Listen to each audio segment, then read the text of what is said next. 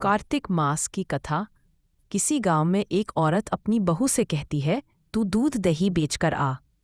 बहू दूध दही बेचने जाती है तो रास्ते में देखती है कि कई महिलाएं पीपल के वृक्ष की पूजा कर रही हैं और उसे सींच रही हैं। वह उनसे पूछती है, तुम ये क्या कर रही हो? महिलाएं बताती हैं, हम पीपल पतवारी की पूजा कर रहे हैं। इससे अन्न धन की प्राप्ति होती है और वर्षों से बिछड़ा हुआ पति भी मिल जाता है। यह सुनकर बहू सोचती है, यदि ये महिलाएं पानी से पीपल पतवारी की पूजा करती हैं तो मैं दूध और दही से पूजा करूंगी। वह नियमित रूप से दूध दही बेचने के बजाय उसे पीपल पतवारी की पूजा में अर्पित करने लगती है।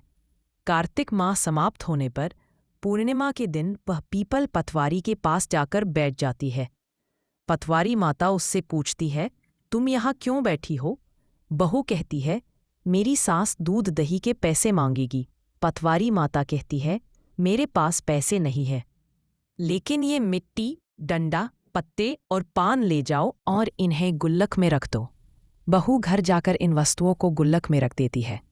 जब सास गुल्लक खोलती है तो उसमें हीरे मोती जगमगाते हैं।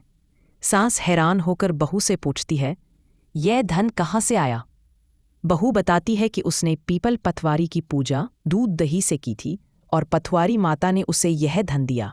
सास भी सोचती है कि वह भी पीपल पतवारी की पूजा करेगी।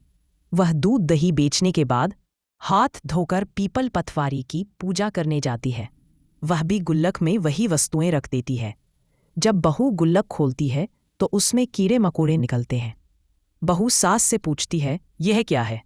सास कहती है, पीपल पतवारी ने तुम्हें धन दिया, लेकिन मुझे कीड़े क्यों दिए?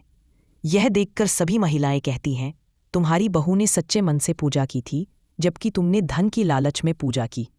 माता जैसे सास के पास आए, किसी के मत आना। जैसे बहू के पास आए, वैसे सबके पास आना।